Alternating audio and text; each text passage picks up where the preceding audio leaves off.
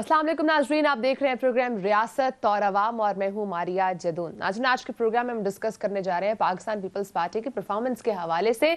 चूंकि जब भी बारिश होती है तो उसके बाद हम एक ही गिला सुनते हैं कराची की आवाम से या सिंध की आवाम की अगर बात की जाए, वो यही होता है कि जब बारिश होती है तो उसके बाद सिर्फ पानी पानी होता है। तो उस पर बात करेंगे हम कि क्यों ऐसा होता है, क्यों कराची की एडमिनिस्ट्रेशन काम नहीं कर रही है, क्यों जब बारिश होती है तो उसके बाद हम ऐसा मंजर देखते हैं जो आपको लेफ्ट साइड पर स्क्रीन पर नाज़रीन दिख रहा होगा। और कराची में पाकिस्तान पीपल्स पार्टी क्या कर रही है, क्योंकि इस वक्त MQM का बार बार यही इल्ज़ाम लगता है पाकिस्तान पीपल्स पार्टी पे कि वो ठीक से काम नहीं कर रहे हैं। इस पर बात करेंगे। उसके साथ साथ हलीम आदिल शेख साहब की गिरफ्तारी के मामले पर बात करेंगे हम कि क्यों और किस किस्म की कार्रवाइयों का निशाना बनाया जा रहा है उनको। और जो हलीम आदिल शेख साहब आसिफ जरदारी साहब पर और मुराद शाह साहब पर इल्जामात लगाते हैं, उनमें कितनी हकीकत आया, ये महज इल्जामात है या इनके पीछे कोई हकीकत भी है। और उसके साथ साथ नाज़रीन बात करेंगे जमात इस्लामी ने जो मुर्तज़ा वहाब साहब की बरतरफी का मुतालबा किया है, क्योंकि उनका ये कहना है, प्रेस कॉन्फ्रेंस करते हुए उन्होंने कहा है कि शहर में गैर सियासी एडमिनिस्ट्रेटर का तकर्रुर करके मुर्तज़ा वहाब को बरतरफ किया जाए। और उन्होंने ये भी कहा है कि जब इलेक्शंस का ऐलान हुआ है तो जवाज नहीं बनता कि सियासी तौर पर एडमिनिस्ट्रेटर का काम हो सके। और उन्होंने ये भी कहा है कि सिंध हुकूमत इलेक्शन पर जो है वो यरगमाल बनाने के लिए एडमिनिस्ट्रेटर का इस्तेमाल किया जा रहा है। तो इस हवाले से बात करेंगे कि इस किस्म का मुतालबा जमात इस्लामी क्यों कर रही है। और इसके साथ साथ आज प्रोग्राम के दूसरे हिस्से में हम बात करने जा रहे हैं साबिक चेयरमैन नैब जावेद इकबाल के ऊपर संगीन इल्जामात हम दिन ब दिन देखते जा रहे हैं। उस हवाले से पब्लिक अकाउंट्स कमेटी के इजलास में मुतासरा खातून ने कुछ इंकशाफात किए हैं। तैयबा गुल साहिबा वो ये फरमा रही हैं कि जावेद इकबाल साहब ने मुझे जान से मारने और टुकड़े करने की भी धमकी दी है। इससे कबल भी एक खातून आई थी ऑन स्क्रीन और उन्होंने भी इल्ज़ाम लगाया था उन पर। तो ये वाकई में सच इल्ज़ाम आते हैं, इनके पीछे कोई हकीकत भी है या ये महज इल्ज़ामात लगाए जा रहे हैं। और इसके साथ साथ जो खातून है वो ये भी इल्ज़ाम लगा रही है कि साबिक DG नैब सलीम शहजाद साहब पर भी उन्होंने बरहना करके वीडियोस बनाने का इल्ज़ाम लगाया है। इस पर बात करेंगे। और पब्लिक अकाउंट कमेटी ने कल जो है वो साबिक चेयरमैन नैब को भी तलब किया है। तो ये इल्ज़ामात की जो बारिश जारी है इस पर बात करेंगे। प्रोग्राम का आगाज़ करूंगी, लेकिन यहाँ पर ब्रेक का टाइम है। ब्रेक के बाद नाज़रीन हम करेंगे नादिल गबूल साहब, पाकिस्तान पीपल्स पार्टी से उनका ताल्लुक है, उनसे बात करेंगे कि कराची की जो परफॉर्मेंस है वो कितनी बेहतर है, क्या करने की जरूरत है। और MQM जो इल्जामात लगा रही है उन पर, उसके हवाले से और कराची में इस वक्त क्या सूरत हाल है, क्या कराची की एडमिनिस्ट्रेशन काम कर भी रही है कि नहीं कर रही, इस पर ब्रेक के बाद बात करेंगे। साथ रहिएगा।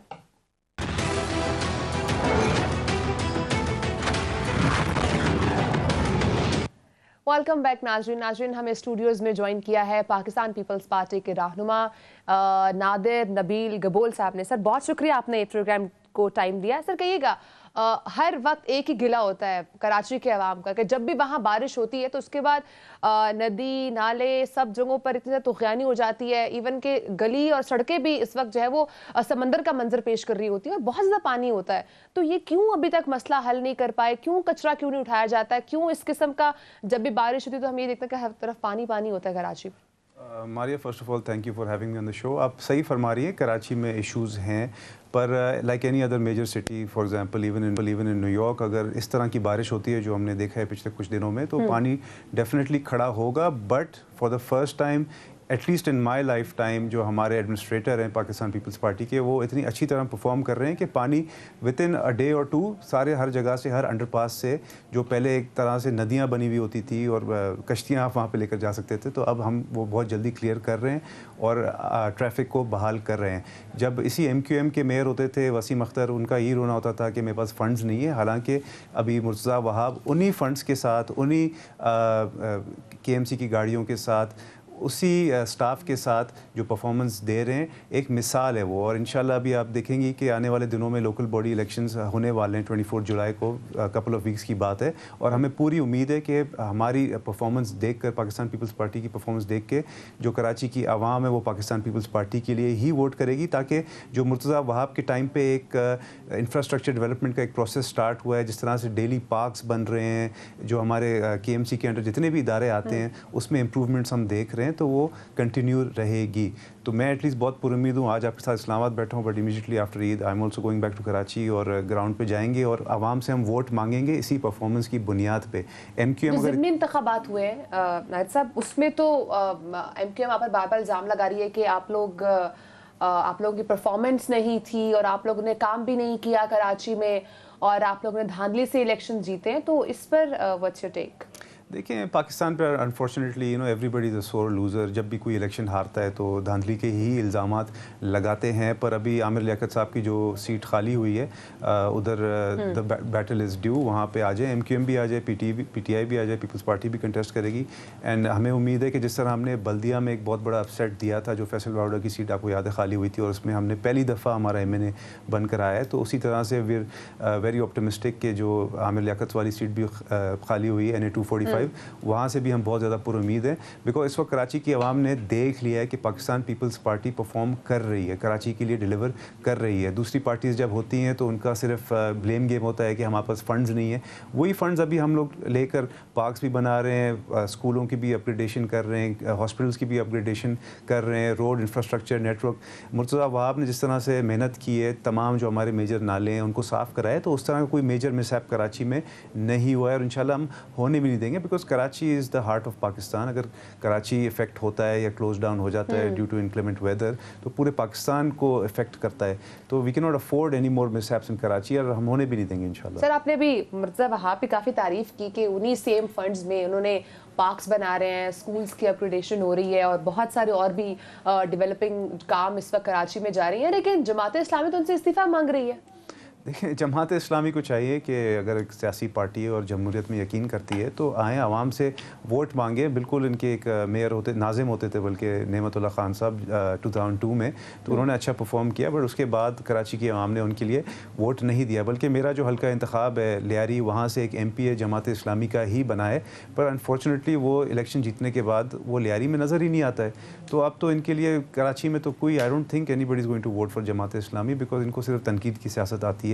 और instead of being productive opposition player, assembly में इनका एक है MP, इनको चाहिए था कि प्रोडक्टिवली कंट्रीब्यूट करते और जो भी इश्यूज़ हैं इनके हल्के के उनको हल करने की तरफ जाते हैं। पर कोई परफॉर्मेंस नहीं है, सिर्फ TV पे आके बयानबाजी, धरने कर लेते हैं ये लोग। सिंध असेंबली के बाहर इन्होंने भूख हड़ताल की थी, पर कोई प्रोडक्टिव इनके पास कोई सजेशंस भी नहीं है और कंट्रीब्यूशन भी नहीं है। ठीक है। और अभी जो रिसेंट ज़िमनी इंतखाबात हुए हैं, तमाम जमातें आप पर इल्ज़ामात लगा रही हैं। अभी बल्दियाती इंतखाबात जो हुए उस पर यही कहा जा रहा है कि धांधली हुई है, और जो हुआ सब आपके सामने भी है।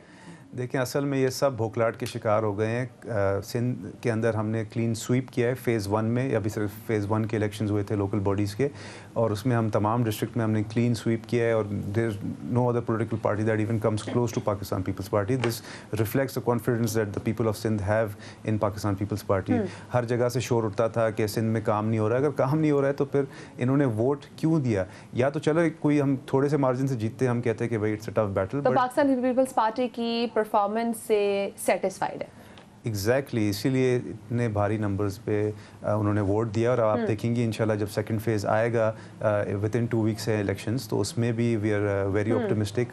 वहाँ पे भी हम क्लीन स्वीप करेंगे, इंक्लूडिंग कराची, जो हमने डिलीवर किया पिछले 1.5 साल में ड्यूरिंग आर एडमिनिस्ट्रेटर्स टेन्योर। उसके बाद आई don't think people of Karachi will risk playing with any other political party. लोग क्यों इल्ज़ाम लगाते हैं, ये तासुर क्यों इतना ज़्यादा इस वक्त प्रिवेल कर रहा है कि कराची में या सिंध में काम नहीं होता, वहाँ पर लोग भूखे मर रहे हैं? अगर मैं अभी हलीम आदिल शेख साहब की बात करूँ, वही कह लड़काना में एड्स फैल चुकी है, तो ओवरऑल अगर सिंध की बात की, सबसे कहते हैं सिंध सबसे पीछे है। ये तासुर क्यों लिया जाता है? देखिए, हलीम आदिल शेख साहब तो आप इस्लामाबाद में बैठी हैं, आपसे बेहतर, I mean I can say I know him better because I belong from Karachi and from Sindh.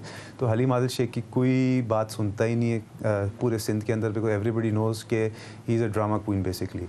He was the leader of opposition in provincial assembly of Sindh, but उन्होंने कोई प्रोडक्टिव रोल अपना अदा नहीं किया। सिर्फ और सिर्फ इन्होंने मीडिया स्क्रीन कैप्चर करने के लिए उनका जो वही पुराना घिसा पिटा रोना धोना था। मैं इनसे ये पूछना चाहता हूँ कि जब 3.5 पौने 4 साल आपकी वफाक में हुकूमत थी और आपके PM इमरान खान ने प्रॉमिस किया था कि हम 1100 अरब रुपए देंगे, तो आपने क्यों नहीं परफॉर्म किया? स्पेसिफिकली कराची के अंदर आप लोग के PTI के 14 MNAs थे और आज भी तकरीबन 13 MNAs हैं। आपके MPs यहाँ से मुंतखब होकर आए हैं, गवर्नर आपका था, फिर किस चीज़ ने आपको रोका परफॉर्म करने से? आपने तो बड़े बड़े वादे किए थे कि हम 1 करोड़ नौकरियां, 50 लाख घर देंगे, कराची को एक मेगा सिटी बना के सामने लाएंगे। तो nobody stopped you. Now that you realize कि आपका एक ही मौका आपको मिल गया था, वो भी फ्लूक से, और उसके बाद दोबारा तो कोई होप नहीं है आपके पास कि आप दोबारा आएंगे। तो इसलिए इस तरह के हथकंडे इस्तेमाल कर रहे हैं। अपने ये जो जीते हुए सीट थे, जो मैंने जिक्र किया बल्दिया वाला, फैसल बावड़ा वाला सीट, वहाँ पे ये 4th है।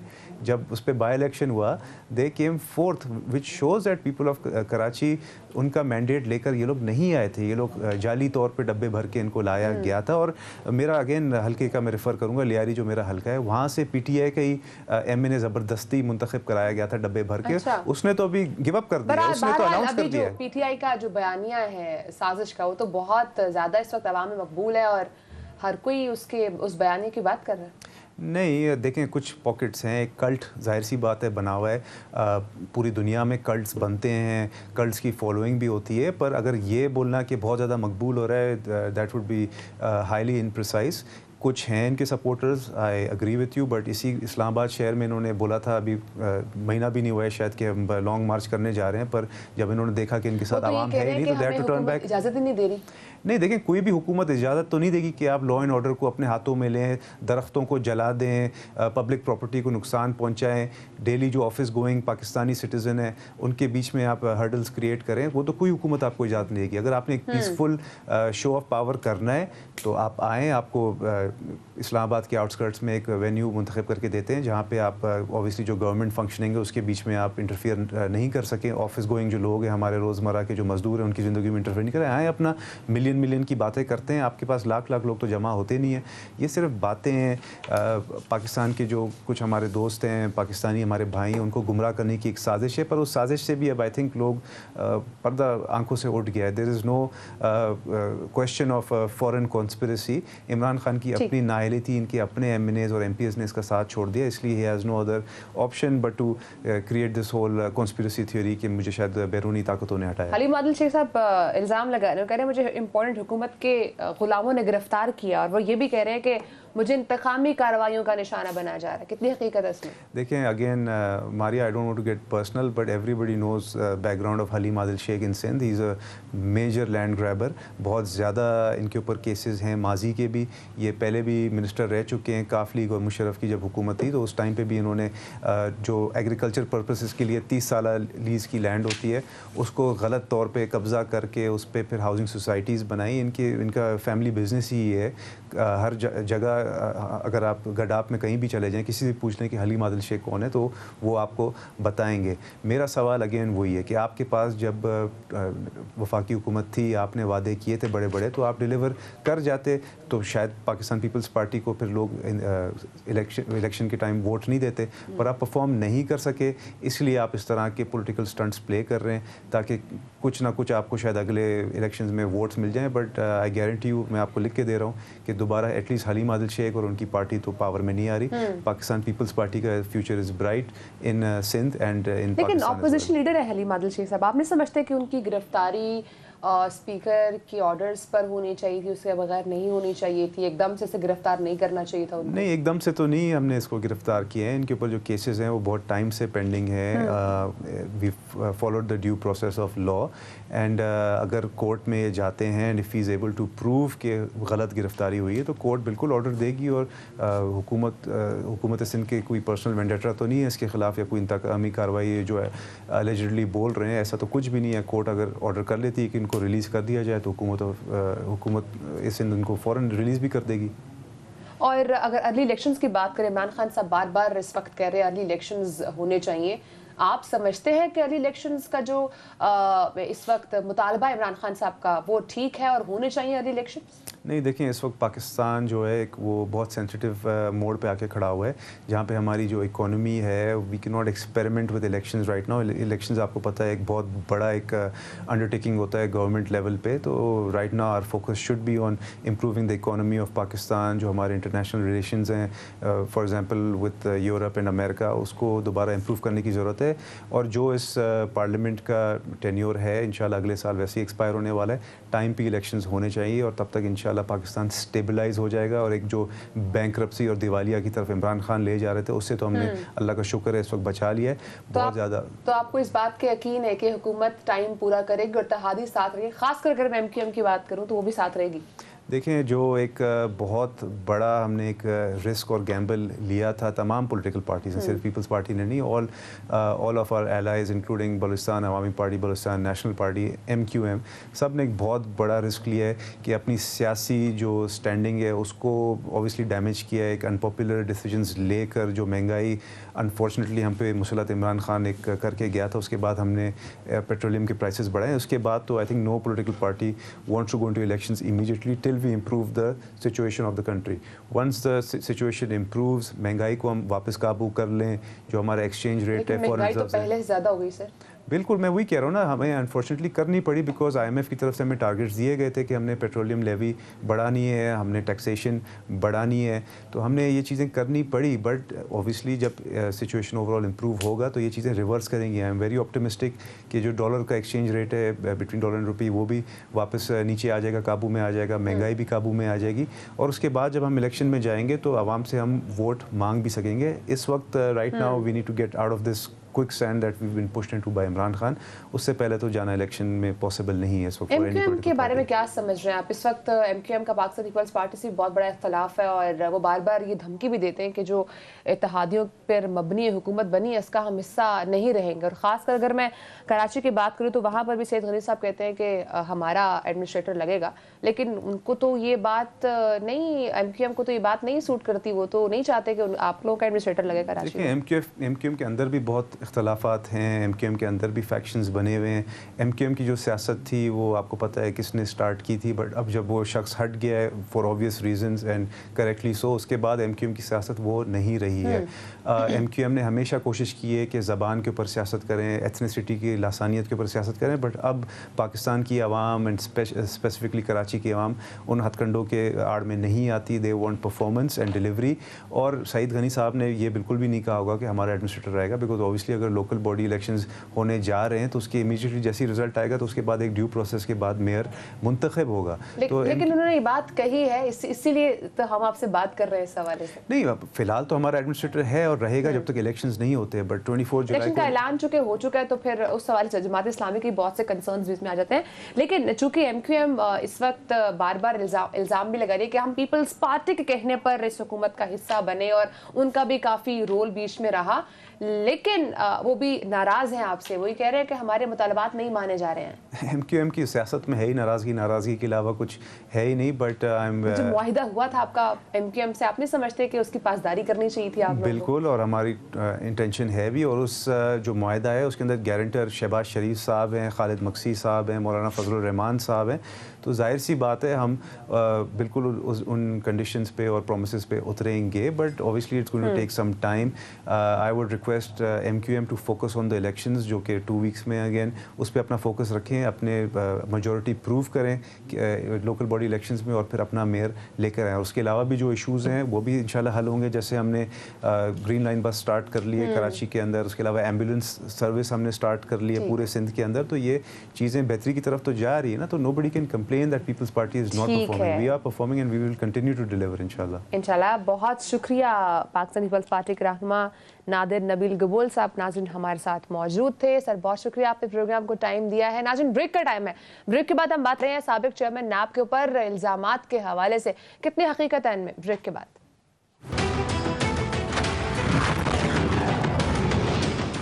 वेलकम बैक नाजरीन साबिक चेयरमैन नाब जावेद इकबाल साहब के ऊपर संगीन इल्ज़ामात आजकल हम देख रहे हैं। इससे पहले भी एक मुतासरा खातून ने उन पर इल्ज़ाम लगाया, और अभी हम रिसेंट अगर स्टोरी की बात करें जिसमें पब्लिक अकाउंट्स कमेटी के इजलास में मुतासरा खातून जो है वो पेश हुई हैं और उन्होंने साबिक चेयरमैन नाब जावेद इकबाल साहब के ऊपर इल्ज़ाम लगाया, और वो ये कह रही हैं कि जावेद इकबाल साहब ने मुझे जान से मारने और टुकड़े टुकड़े करने की धमकियाँ दी हैं। इसी तमाम मामले के ऊपर और मुख्तलिफ और इश्यूज़ पर बात करने के लिए हमारे साथ सरबराह पिलडाड अहमद बिलाल महबूब साहब नाज़रीन मौजूद हैं। सर बहुत शुक्रिया, आपने प्रोग्राम को टाइम दिया। सर कहिएगा, जो साबिक चेयरमैन नाब जावेद इकबाल साहब के ऊपर जो इल्ज़ामात इस वक्त लग रहे हैं, पहले भी एक खातून आई थी, गालिबन उनका नाम अगर मैं बता दूं तो आमना जंजुआ साहिबा थी, उन्होंने ये इल्ज़ाम लगाया था कि वो जब उनके सामने पेश हुई थी लापता अफराद कमीशन के जब वो सरबराह थे और अभी भी हैं, तो उसमें उन्होंने कहा कि उस कुछ इस किस्म की बातें हुई जो उनको बुरी लगी, उन्होंने रिपोर्ट भी की। अब ये एक वाकया एक बार फिर से हुआ है और खातून पेश हुई है। क्या समझ रहे हैं आप सर, ये जो इल्जामात सामने आ रहे हैं कोई हकीकत भी है? ये बहुत संजीदा नौयत के बल्कि संगीन किस्म के इल्जामात हैं। मेरे ख्याल में इनको बिल्कुल अपेरेंटली डिसमिस नहीं किया जा सकता, क्योंकि एक से ज़्यादा ख़वातीन इन्वॉल्व हैं और उन्होंने तकरीबन एक ही किस्म के इल्ज़ामात लगाए हैं कि उनका जो बिहेवियर है ख़वातीन की तरफ, वो एक ख़ास रुख की निशानदही कर रहा है। इस स्टेज पे कहना मुश्किल है कि इल्ज़ामात सही है या गलत है, लेकिन इतने सीरियस ज़रूर है कि इनकी तहकीक होनी चाहिए। इसलिए कि वो जस्टिस जावेद इकबाल साहब इंतहाई एक ज़िम्मेदार मनसब पे फायज़ हैं।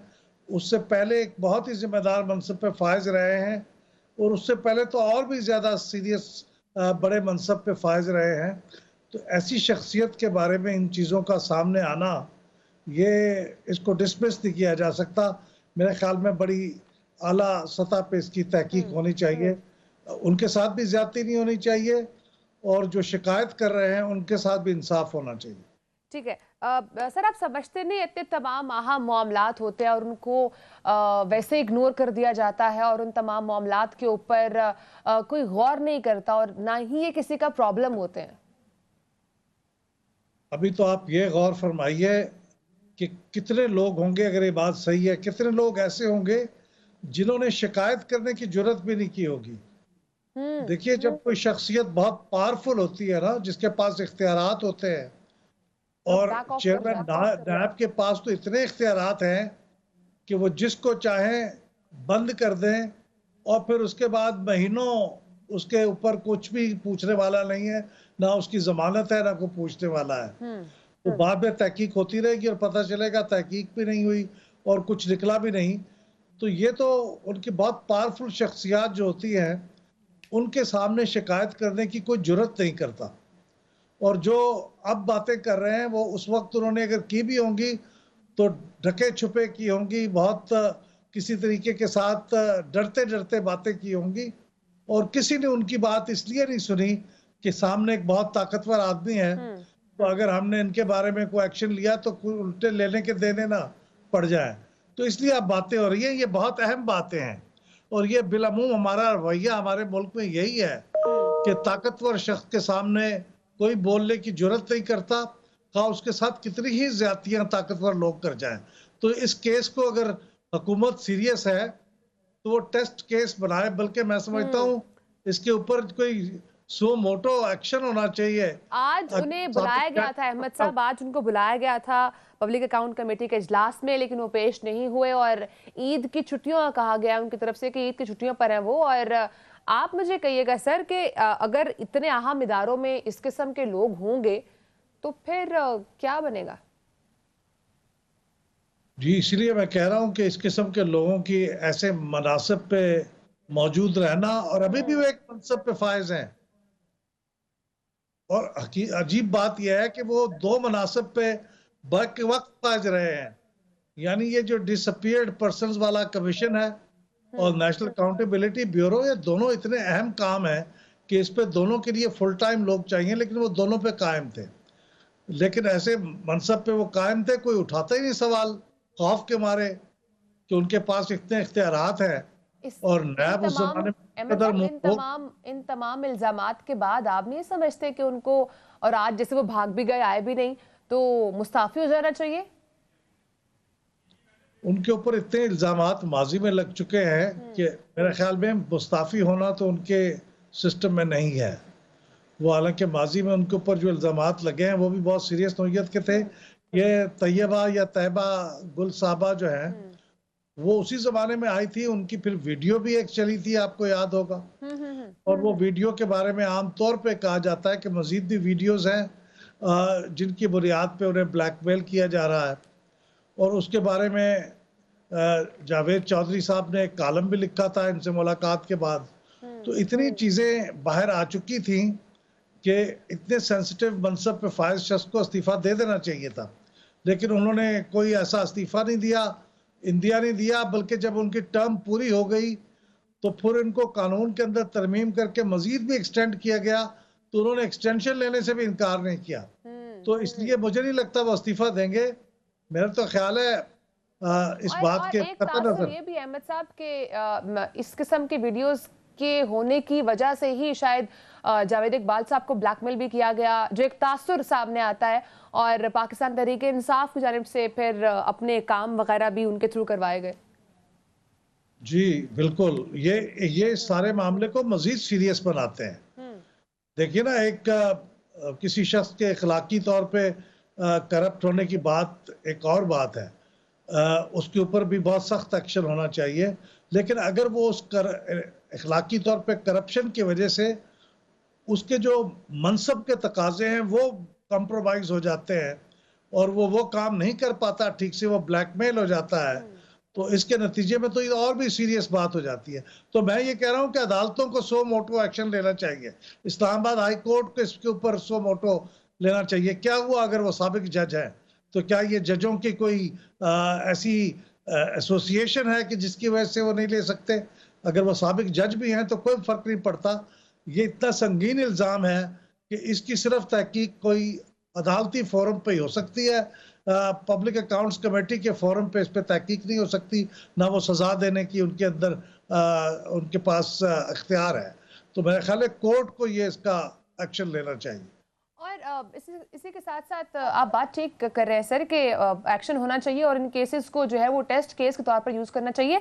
आज पब्लिक अकाउंट कमेटी ने 4 मुख्तलिफ और केसेस भी खोलने का जो है वो फैसला किया और सिफारिश की गई इस हवाले से, जिनसे मुतालिक ये तासुर दिया जा रहा था कि ये पाकिस्तान तहरीक इंसाफ की जानिब से जो है वो इन तमाम केसेस पर कोई क्लीन चिट दी गई थी। तो ये फैसला आप कैसा समझ रहे हैं? बिल्कुल दुरुस्त फैसला है। अगर पीटीआई हो या मैं समझता हूँ इस तरह के केसेस किसी और पार्टी के या किसी और पार्टी की शख्सियत के खिलाफ हैं, तो वो भी अगर किसी कंक्लूजन तक पहुंचे बगैर उनको पेंडिंग रखा गया है। देखिए अमूमन तरीक़ेकार ये होता है नैब के अंदर के केस रजिस्टर कर लेते हैं, इंक्वायरी शुरू हो जाती है, उसको बाज़ गिरफ्तार कर लिया जाता है, लेकिन फिर उसको सर्द खाने में डाल दिया जाता है ताकि उस शख्सियत पर दबाव कायम रहे, और फिर किसी मौके पर जब वो मुनासिब समझे उसको बाहर निकाल के फिर उसके खिलाफ कर ले, तो साल साल केसेस चलते रहते हैं। तो अब ये पीटीआई के लोगों के बारे में ये जो केसेस हैं, इनको सर्द खाने में डालने की बजाय कि किसी वक्त उनको निकाल के ब्लैकमेल किया जाए, मेरे ख्याल में अभी उसका फैसला होना चाहिए। और फैसला अगर वो नहीं है उसके अंदर कुछ, तो उनको डिसमिस करें, और अगर उसके अंदर कुछ है तो फिर रेफरेंस दाखिल करें अकाउंटेबिलिटी कोर्ट में। ठीक है अहमद साहब, इस हवाले से भी कहेगा इस वक्त पाकिस्तान तहरीक इंसाफ एक बहुत बड़ा दावा कर रही है और वो मुख्तलिफ रहनुमाओं की तरफ से भी ये दावा सामने आया है। असद उमर साहब की तरफ से भी ट्वीट की गई है और उन्होंने ये कहा है कि कप्तान की ऊंची उड़ान है और इमरान खान को जलसे ना करने के लिए फ़ोन कॉल्स और धमकियां दी जा रही हैं। इसी हवाले से शहबाज गिल साहब ने भी ट्वीट की है, उन्होंने भी ये कहा है कि उनके पायलट को नामालूम नंबर से कॉल्स आ रही हैं, और उसी के साथ उन्होंने ये कहा है कि कौम को खौफ जो है वो दिलाया जा रहा है। तो और उन्होंने ये भी कहा कि अगर उनको कुछ हुआ तो कौम को इसका पता है कि इसके पीछे कौन कौन से किरदार है। तो इस किस्म के जो इस वक्त पाकिस्तान तहरीक इंसाफ दावा कर रही है, आप समझते हैं कि this is the right time to say these kind of words? देखिए, जब भी किसी को कोई इस किस्म के फ़ोन आए या उनको धमकियां दी जाएं तो ज़ाहिर है उसने उसी वक्त ही शिकायत करनी है। तो अगर खान साहब को वाकई इस किस्म की धमकियां आ रही हैं और उनके साथियों को भी धमकियां आ रही हैं, तो उनका हक है कि वो इसकी शिकायत करें और तहकीकात का और एक्शन का मुतालबा करें। ये तो मैं बिल्कुल इसका हामी हूँ। लेकिन मेरे ख्याल में खान साहब ने जो कल परसों तकरीर की थी, जिसमें उन्होंने कहा था कि वो अगर उन्हें दीवार से लगाया गया तो फिर वो नाम लेने पे मजबूर हो जाएंगे। मेरा ख्याल ये है कि उन्हें दीवार के साथ लगाए जाने का इंतज़ार नहीं करना चाहिए और उनको पब्लिक करनी चाहिए, और उनको वो बातें अपनी वीडियो कैसेट में सिर्फ महफूज नहीं रखनी चाहिए, क्योंकि इस वक्त वो बताएं ताकि उसके ऊपर एक्शन लिया जाए। कितना भी ताकतवर हो, अगर इमरान खान साहब भी ये जुर्रत नहीं करेंगे तो फिर कौन करेगा? तो मेरे ख्याल में जिसके बारे में भी इनको शकूक है वो सामने खुल के बात करें। अब इमरान खान साहब बात करने को तैयार तो हैं, वो आज भी जब उन्होंने बात की वो ये कह रहे हैं कि मुज़ाकरात के दरवाजे हमेशा खुले रहते हैं, लेकिन शर्त आप जिन्होंने रखे हुए कह रहे इलेक्शंस पर अगर बात होगी तो ही वो बात करेंगे। इलेक्शन पे की जो तारीख है वो तो उसी सूरत में दी जा सकती है जब इलेक्शन पे बात हो। ये कैसे हो सकता है कि तारीख दे दी जाए फिर बात करने के लिए क्या बाकी रह जाता है? फिर तो बात करने के लिए कोई चीज बाकी नहीं रह जाती। यही तो बात है डिस्कस करने वाली, क्योंकि इंतखाबात में अभी कोई 12-13 महीने का वक्त बाकी है और ये हुकूमत असम्बली को डिसॉल्व करेगी और जो हल्का बंदियों का काम है उनकी तकमील होगी और फिर सेंसस का सवाल भी रिजॉल्व होगा कि सेंसस नहीं करानी, इस पर इत्तफाक राय होगा तो फिर ही बात आगे चलेगी। ये सारी बातें होने के बाद ही डेट दी जा सकती है। लेकिन वो मेरे ख्याल में ये गलत है। ही इलेक्शंस रहे हैं अहमद साहब, इस वक्त इमरान खान साहब ये समझ रहे हैं कि ये जो इलेक्शंस हैं ये हर मसले का हल है, चाहे मईशत की बात हो, चाहे मुल्क में जो इस वक्त महंगाई का बहरान है और मुख्तलिफ जो बहरान है वो उन तमाम का हल सिर्फ इलेक्शंस है। किसी हद तक उनकी बात दुरुस्त है, लेकिन इलेक्शन बजाते खुद भी एक मसला है। इलेक्शन कोई स्ट्रेट चीज नहीं है। देखिए ना, अगर असेंबली अपनी मुद्दत पूरी कर चुकी होती तो फिर ये तो स्ट्रेट काम था कि फिर तो इलेक्शन होने हैं, और अगर आप कह रहे हैं कि इलेक्शन हो तो वाकई होने चाहिए, लेकिन ये स्ट्रेट नहीं है। इसमें 2-3 चीजें हैं। अभी तो वक्त मुद्दत पड़ी हुई है 12-13 महीने। तो जो हुकूमत है जब इनसे मुतालबा करती थी पिछले अपोजिशन कि आप असम्बलियां डिसॉल्व करें इलेक्शन कराएं, तो इन्होंने भी नहीं कराए। अब ये हुकूमत है तो यूं क्यों कराएगी? फिर 2 और मामलात हैं। एक तो मैंने अर्ज किया कि आपके यहाँ डिमार्केशन ऑफ कॉन्स्टिट्यूएंसीज का काम चल रहा है। ये गालबन सितंबर के पहले हफ्ते में मुकम्मल होगा या अगस्त के अंदर मुकम्मल होगा। उसके अलावा जो ज़्यादा सीरियस बात है वो इन्होंने कमिट किया हुआ, खुद इमरान खान साहब की सदारत में जो काउंसिल ऑफ कॉमन इंटरेस्ट की मीटिंग हुई थी उसमें यह तय हुआ था कि नई पॉपुलेशन सेंसस कराई जाएगी और फिर नए इलेक्शन उसकी बुनियाद पे होंगे। अभी नई सेंसस तो मुकम्मल नहीं हुई, जल्दी से जल्दी भी उसके नतायज आएंगे तो दिसंबर तक आएंगे, फिर 3-4 महीने में नई हल्का बंदियां होंगी, तो वो कैसे मसला हल होगा? तो ये इलेक्शन भी तो एक मसला है। इसलिए बात करनी है तो इलेक्शन के बारे में ही करनी होगी, उसकी डेट तय करने से पहले ये बात करनी होगी, मसाइल पर बातचीत करनी होगी। ठीक है, बहुत शुक्रिया अहमद बिलाल महबूब साहब ने हमें टाइम दिया। नाज़रीन सर आपके वक्त का, नाज़रीन टाइम ख़त्म हो चुका है प्रोग्राम का और अहमद साहब यही बात कर रहे थे कि तमाम जो मामलात इस पर इमरान खान साहब भी कह रहे हैं कि इलेक्शन कॉल होंगे तो ही बात या मुज़ाकरात किए जा सकते हैं। तो उनका ये कहना था कि बात तभी होगी, इलेक्शंस पर बात तभी होगी जब मुज़ाकरात के दरवाजे खोले जाएंगे। तो पहले बात करने के लिए इलेक्शंस का होना ज़रूरी नहीं है। तो नाज़रीन टाइम ख़त्म हो चुका है, इंशाल्लाह आपसे अगले हफ्ते मुलाकात होगी ईद की स्पेशल ट्रांसमिशन के साथ। अपना तब तक बहुत सारा ख्याल रखिएगा। अल्लाह हाफ़िज़।